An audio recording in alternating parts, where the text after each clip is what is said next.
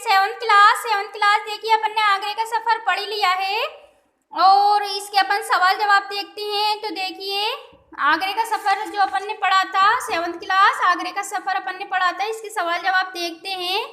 तो देखिए इसके सवाल जवाब है, आगरा सारी दुनिया में किसके लिए मशहूर है। तो देखिए आगरा सारी दुनिया में किसके लिए मशहूर है। तो देखिए पहले का सवाल का जवाब है, ये शहर सारी दुनिया में मोहब्बत की निशानी ताजमहल के लिए मशहूर है। ये रहा पहले का जवाब। देखिए ये रहा पहले का जवाब पेज नंबर 28 पर, पेज नंबर 28 पर सेकंड पैराग्राफ, ये शहर सारी दुनिया में मोहब्बत की निशानी ताजमहल के लिए मशहूर है।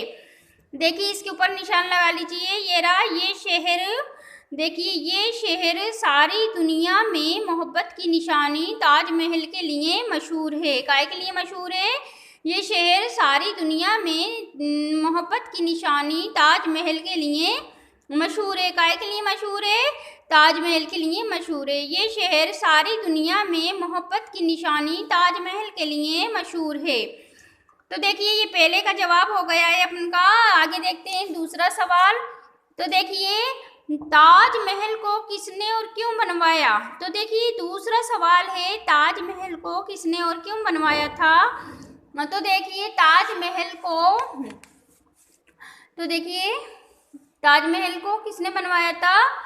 ये रहा दूसरे का जवाब है, शाहजहां ने इसे अपनी बेगम मुमताज महल की याद में बनवाया था। दूसरे का जवाब है, देखिए शाहजहां ने इसे अपनी बेगम मुमताज महल की याद में बनवाया था। किसकी याद में बनवाया था। शाहजहां ने इसे अपनी बेगम मुमताज महल की याद में बनवाया था। किसकी याद में बनवाया था। शाहजहां ने इसे अपनी बेगम मुमताज महल की याद में बनवाया था। फिर देखिए आगे है तीसरा सवाल, ताजमहल के बारे में रविंद्रनाथ टैगोर ने क्या बात कही है। तो देखिए ताजमहल के बारे में रविंद्रनाथ टैगोर ने क्या बात कही है। तो देखिए इसका जवाब है, देखिए मशहूर बंगला शायर रविंद्रनाथ टैगोर का ये जुमला तो सुना ही होगा कि ताजमहल मोहब्बत की आग से टपका हुआ एक आंसू है। ताजमहल को क्या कहा गया है।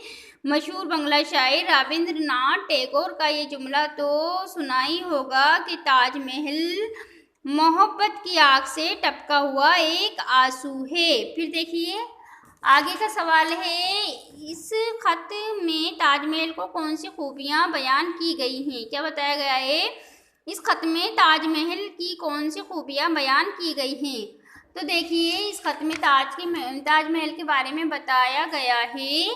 तो देखिए ये रहा सदर दरवाज़ा और ताजमहल के दरमियान एक तवील रास्ता है। यहाँ से पेज नंबर 29 ये रहा सदर दरवाज़ा और ताजमहल के दरमियान एक तवील रास्ता है। इस रास्ते के दरमियान खुश हौज में कई फव्वारे लगे हैं। रास्ते के दोनों जानिब सरू के पेड़ हैं।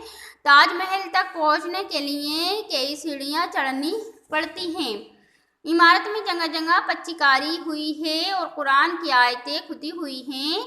असल इमारत के नीचे शाहजहां और मुमताज़ महल की कब्रें हैं। तो देखिए कहते हैं ताजमहल को चांदनी रात में देखने का लुत्फ ही कुछ और है। तो देखिए ये हो गया है चौथे का। अब देखिए पांचवे का देखते हैं। इस खत में ताजमहल के अलावा और किन किन मकामात की सैर का जिक्र किया गया है। तो देखिए ये रहा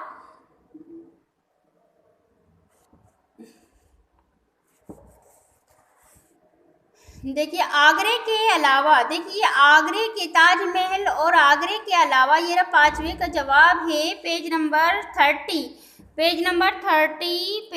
30 बताया गया है। और पांचवे का जवाब है ताजमहल और आगरे के तारीखी किले के अलावा हमने फतेहपुर सीकरी की इमारतें, एतमाउद्दौला का मकबरा और सिकंदरा में अकबर बादशाह का मकबरा देखा। ये इमारतें मुग़ल तहज़ीब और तारीख़ की निशानियाँ हैं।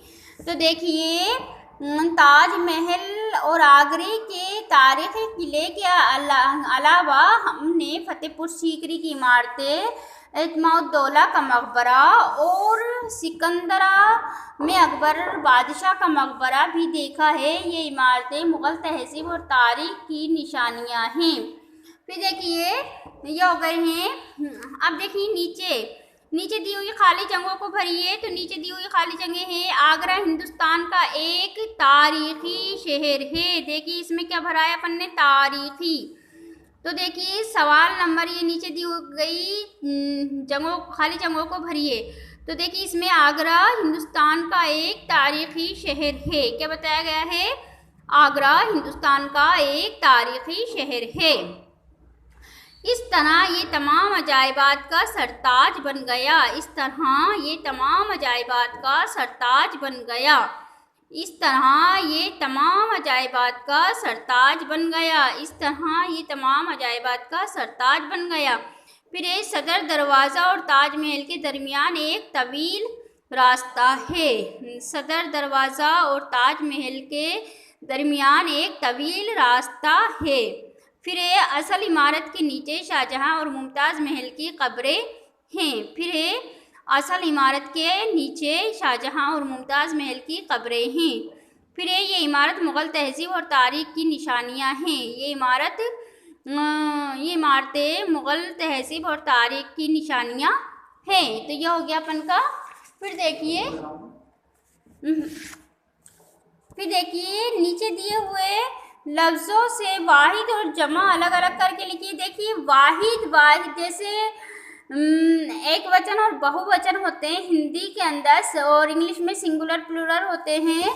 इसी तरह इसमें वाहिद और जमा होते हैं। इसी तरह जैसे एक वचन और बहुवचन सिंगुलर प्लूरल होते हैं, इसी तरीके से उर्दू के अंदर वाहिद और जमा होते हैं। तो देखिए खत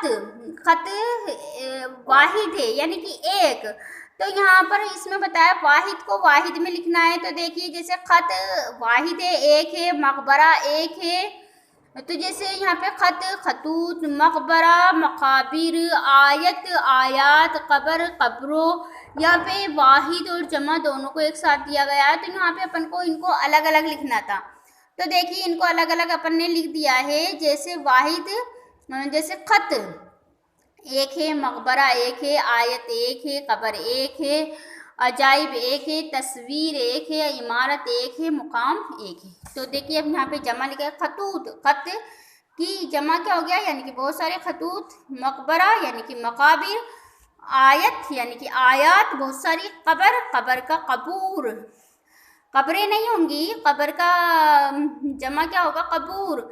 अजाइब अजाइबात, तस्वीर तस्वीर, इमारत इमारात। ये हो गया अपन का। ठीक है, तो देखिए ये अपन का हो ही गया है। अब देखिए आगे अपन कल देखते हैं। आज आप इतना ही करिए। ये सवाल जवाब मैंने बता दिए हैं। कल मैं आगे इसके मुतज़ाद वगैरह के बारे में बताऊंगी। तो आगे कल